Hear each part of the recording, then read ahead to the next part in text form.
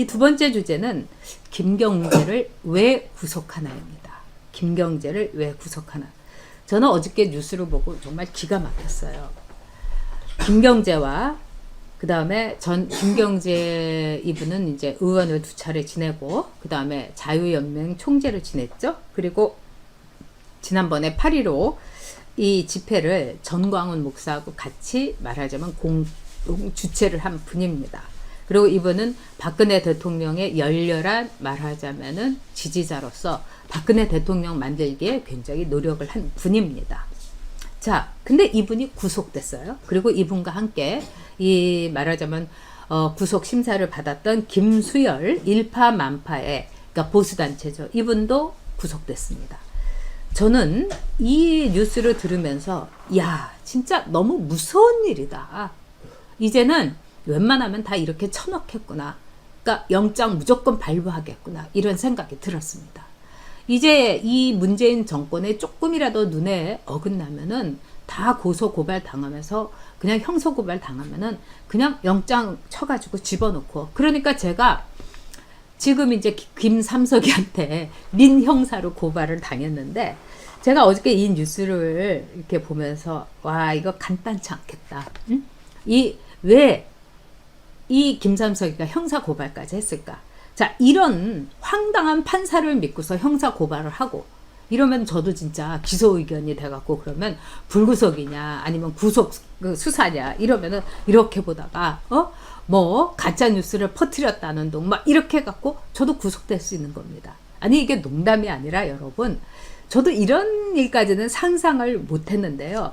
김경재 씨와 이 김수열 대표가 구속되는 걸 보고 와, 이거는 박정희 전두환 시대의 군사 독재라고 우리가 막 했던 시대보다도 더 무서운 파시즘 독재구나. 이걸 아주 제가 뼛속 깊이 알았습니다. 그래서 김경재 전 총재와 김수열 대표가 이렇게 구속됐다는 이 뉴스를 들으면서 저는 정말 소름이 쫙 끼쳤어요.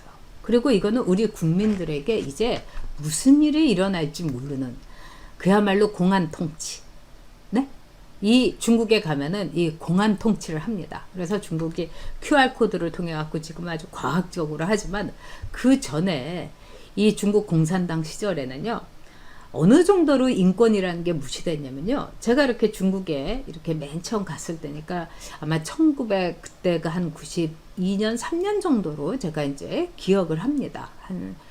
그때 중국에 갔을 때 우연히 경찰서를 제가 지나가게 됐어요. 그러니까 공안.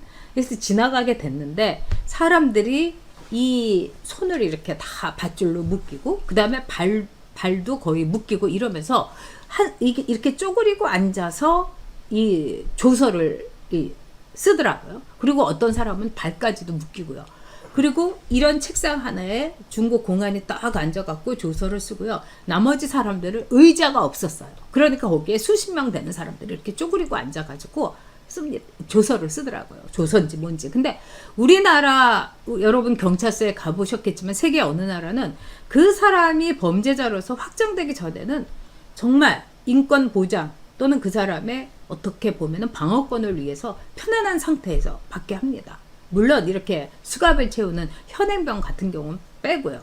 그리고 현행범이라고 하더라도요. 여러분 의자에 앉힙니다. 근데 쪼그려뜨려가지고 그걸 받더라고요. 그래서 제가 중국의 무시무시한 공안 통치의 이 실세를 봤죠. 언제 어디서 쥐 죽은 듯이 쥐도 새도 모르게 죽을 수 있는 거죠. 근데 지금 이 김경재 씨와 김수열 씨에 대해서 구속의 필요성이 있다. 이러면서 최창훈 영장 전담 부장이라는 사람이 영장을 발부를 했습니다. 여러분, 김경재 씨 나이가 80이에요. 우리나라 나이로. 만으로 78. 우리나라로 80이에요. 80 노인을 구속시키는 나라가 어디 있습니까, 여러분? 전 세계에 이런 나라 없어요. 그리고 김경재 씨가 지금 무슨 증거 인멸을 하겠습니까? 그리고 무슨 도주를 하겠어요? 이 나라에서요. 정말 기가 막힙니다. 근데 김경재 씨가 그럼 불법을 저질렀냐? 아니에요. 집회 신고했어요. 근데 집회 신고한 거보다 정말 그날 많은 인원이 나왔던 거죠. 그러면서 이 김경재 씨와 김수열 일파만파 이 대표에 대해서 증거인멸에 염려가 있다. 아니 집회 다 끝났는데 무슨 증거를 없애고 말고 할 게 있겠습니까? 그러면서 뭐라고 했느냐.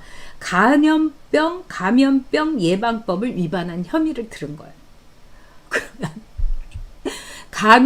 감염병의 예방을 위반한 혐의라고 하면은 다 구속시킵니까, 여러분? 이거는 말이 안 되는 겁니다.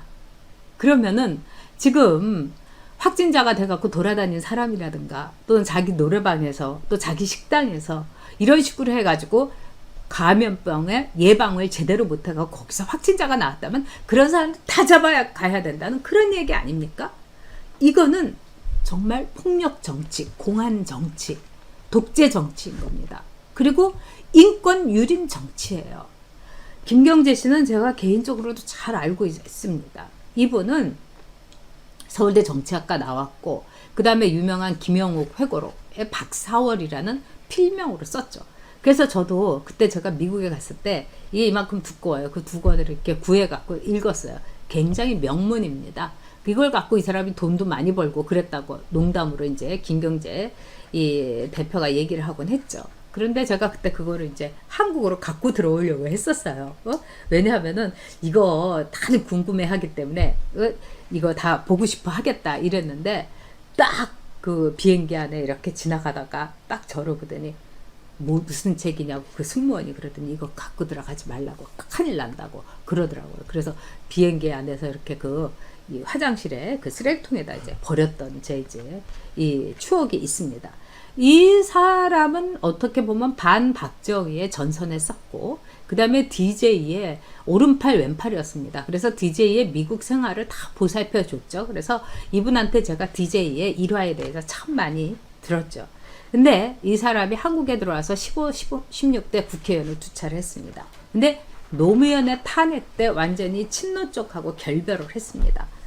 그래서 제가 문재인이가 그때 대통령 선거 나오고 막 이럴 때 이분한테 물어봤어요. 문재인이는 어떤 사람이냐. 그때만 하더라도 이 이명박 대통령 시절이고 문재인이 굉장히 존재감이 크지 않았을 때요. 근데 그분이 그러더라고요. 문재인은 문제가 많은 사람이다. 제가 그 말을 아주 똑똑히 기억하고 있습니다. 문재인은 문제가 많은 사람이다. 뭐 문제가 많은 사람 정도가 아니라 재앙이었던 겁니다. 자, 이제 보면은요, 이런 식으로 하게 되면은 앞으로 어떻게 하겠다는 겁니까? 이 이른바 우파 인사들에게 대해서는 다 집어넣겠다. 이 영창에 쳐넣겠다. 이겁니다. 구속시키겠다. 이래가지고 이 김경재 씨와 이 김수열 씨를 딱 본보기로 해가지고 보여주겠다는 겁니다. 자, 이 김경재 씨는 박근혜 전 대통령의 열렬한 지지자로서 변신을 했죠. 저는 이분이 열렬히 지지를 하고 뭐 이러는 거 저는 그분의 자유라고 생각합니다. 또 그분의 경험에서 정말 문재인은 절대로 안 된다고 봤기 때문에 또 박근혜 대통령을 이명박 대통령하고의 이 관계 여러 가지를 통해 가지고 나름대로 평가를 한 거겠죠. 저는 박근혜 대통령을 지지를 하지 않았지만 이분이 지지한 거에 대해서는 존중합니다. 왜? 민주주의 사회니까.